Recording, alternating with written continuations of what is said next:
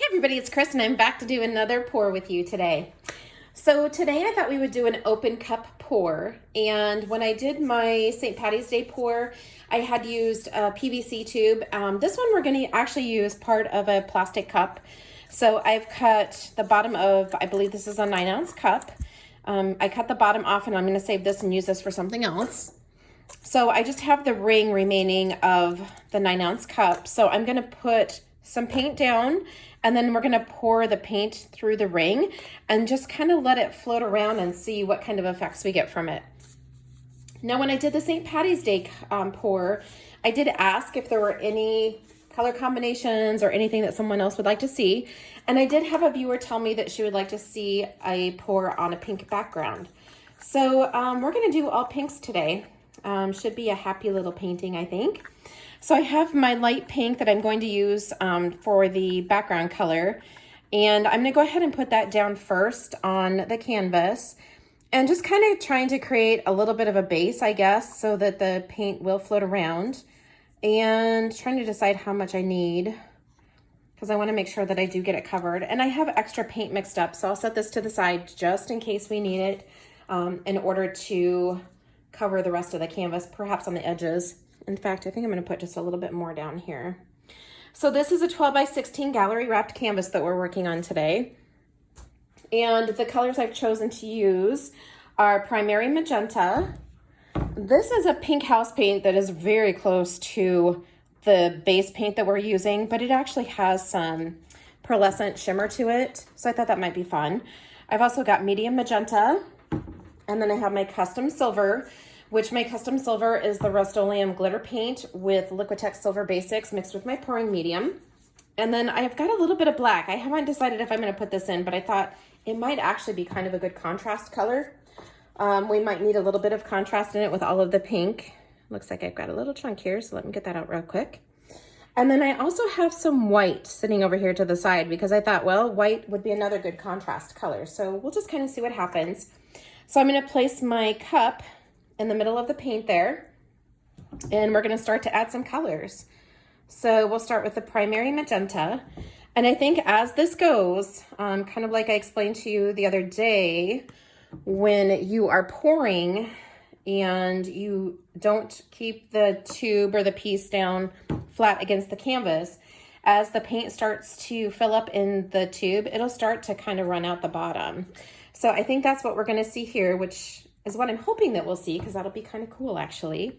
And that's kind of what we want, for it to kind of start flowing out the bottom.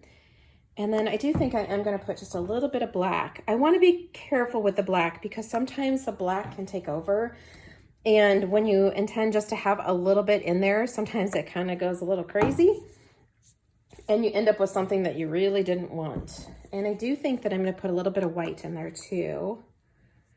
So the white will give us a little bit of contrast, but it'll also give us some different shades of the colors that we're using too. Okay, so I don't know if you can tell, but there's some little cells that are starting to pop up because the paint has started to leach out. I say leach out, I don't know that that's really the proper term, but it started to leak, I guess. It's starting to come out underneath the ring. So let me pick this up and show it to you. Can you see the little cells there that are kind of popping up? So we're going to continue to add more paint. Let me make sure I've got you in frame here. I'm going to continue to add some more paint, and then we are going to move it around. But I just want to make sure that I do have enough paint on the canvas before we start to move the cup around. And I'm going to do just a little bit of black again. And back to this pink. I kind of want it to go this way a little bit because I feel like all of the cool stuff is going to be on the right end. So I'm just going to slightly tip this down and kind of let it run over to the left side a little bit.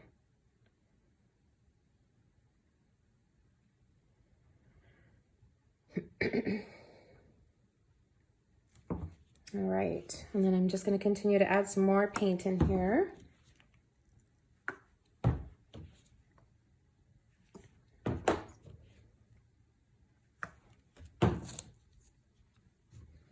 And a little bit more white.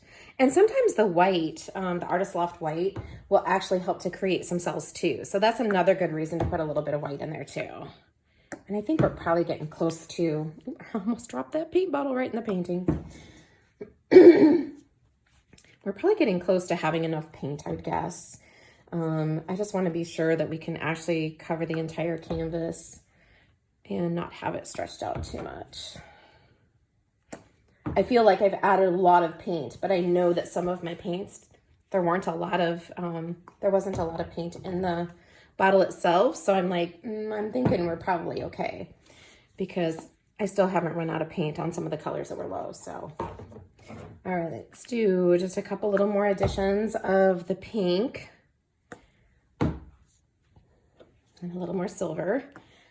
And all right, what I want to do then, you can see that I have a lot of stuff going on over here, but I do want to kind of see if I can get this to kind of go over to the left. So I'm just going to let this kind of flow and see if I can get that cup to kind of move. There it goes. I feel like it's sitting right on the bottom. There we go. So I'm just going to lift it up and see if I can get it to move around. It still wants to kind of, do you see where it's dragging on the canvas here? See how it's dragging? And we don't want it to drag. So I really want this little guy to kind of be floating up on top a little bit more. And I don't know if it's going to do that for us. Nope, it just wants to drag along, doesn't it? All right, so here's what we're gonna do then. I'm just gonna take this off or pull it up a little bit maybe. And let's see if that helps. Nope, it just wants to stay there, by gosh. All right, so I want to drag this just a little bit because I don't want it to look like we had a bunch of paint squiggled in the center of the canvas there. In fact, I think I want to drag that just a tiny bit more. So let's dip into the pink like so.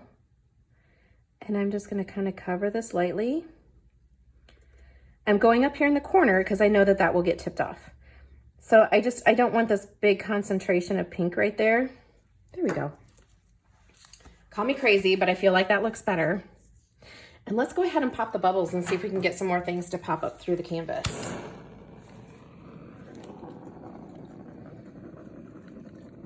Because I know we've got some air bubbles in there.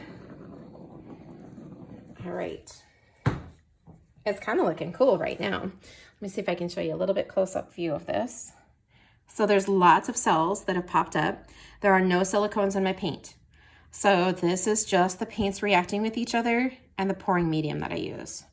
All right, so I kind of feel like I want to put just a tiny bit more pink out here on the edge though, because I'm worried. This is a deep edge canvas. So it's a thicker canvas than some. So I just want to be sure that we get all of those edges covered. And I'm actually going to put just a little bit of paint on my corners because I find the corners are kind of a little bit difficult to cover. So I'm just going to put a little bit of paint out here just to make sure that we're good. All right, let's tip this little baby and see what we get. So I think I'm just going to kind of go, I think we're just going to go off one end of it and see what happens. So I'm just slowly going to let the paint flow over here on this one corner and kind of take it off of the top of the edge as well. And since I have my paint kind of, the weight of it I feel is kind of over on this left side, I'm letting it flow down to the bottom. And then we're going to let it flow over this corner and this edge as well. And over that end. And then I'm just going to let the paint flow back up. And we're going to come back over here and cover this corner. Wow, there's some crazy cells going on in this, guys. It's very pink.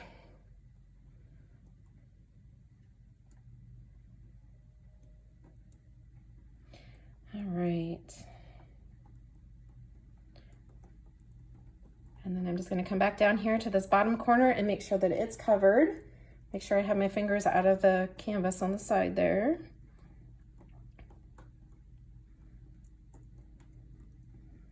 And there we go. Just want to check my sides and make sure everybody's covered and happy.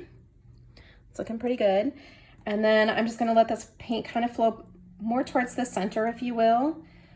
just so that everything's not stretched up on that upper left corner. I don't want it all stretched out. I actually do have quite a bit of paint on here. And I'm gonna come over here and see if I can get rid of this pale pink corner on the upper right, because I do have plenty of paint on here. And I have some cooler stuff going on the canvas than that corner is showing me right now, so. All right, and then I'm just gonna bring it back down and kind of even it out a bit.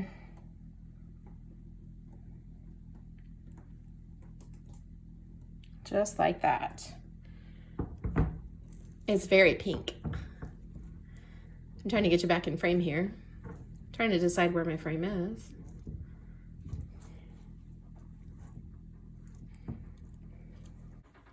All right, guys, so that is a completed open cup pour in pinks with a little bit of black and white mixed in for some contrast. You can see we got some really amazing cells. I think this might change a tiny bit as it dries, but it's probably pretty much the way it's going to be, I think. So as I said, this was a viewer request, and I hopefully do not slaughter the name, but it was by Oral Dooch. So hopefully you like this one. Hopefully the pinks are exactly what you are looking for. So if you have any questions, please let me know. Thanks so much for watching today. If you haven't already subscribed and ring the bell for notifications, please do so. And if there's anything else you'd like to see, please let me know in the comments. Thanks again for watching today. Bye-bye.